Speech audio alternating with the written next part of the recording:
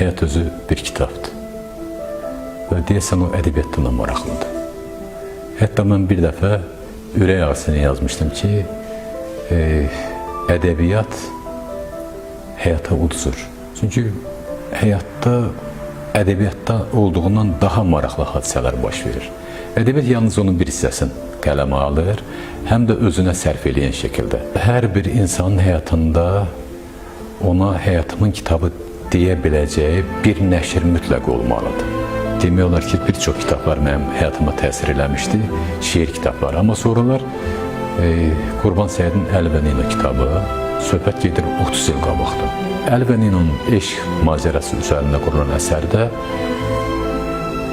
demək olar ki, 20-ci əsrin əvvəlinin və bəlkə də bunun əvvəlindən, bəlkə də lap uzaq tarixlərin orada qarşı durması var və çox gözəl şəkildə bədii həllini tapır. Bir çox şeylər, sevgi də, kədər də, dövlət quruluşu da və o cümlədən şərqlə qərbin orada çox yaxşı təhlili var.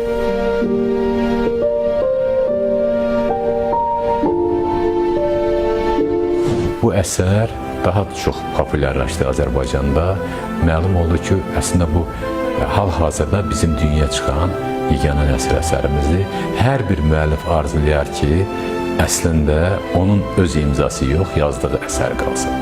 Bu müəllifin ölümü əsərin isə həyatıdır və mən Əli və Nino'nu əlbəttə sevə-sevə bir əsər olaraq, dünyaya çıxan bir əsər olaraq həyatın əsəri kimi səciyyələndirə bilərəm. Yaradıcılıq ümumiyyətlə odur ki, sən başqalarının elədiyi ilə razılaşmırsan, özün nəsə eləməyə çalışsan. Bu pis də ola bilər, yaxşı da ola bilər. Kitablar yazılır və biz bu kitabların növbəti fəslin yazmanla məşğuluq. Həzərat, cəmi 3 suala cavabdır həyat.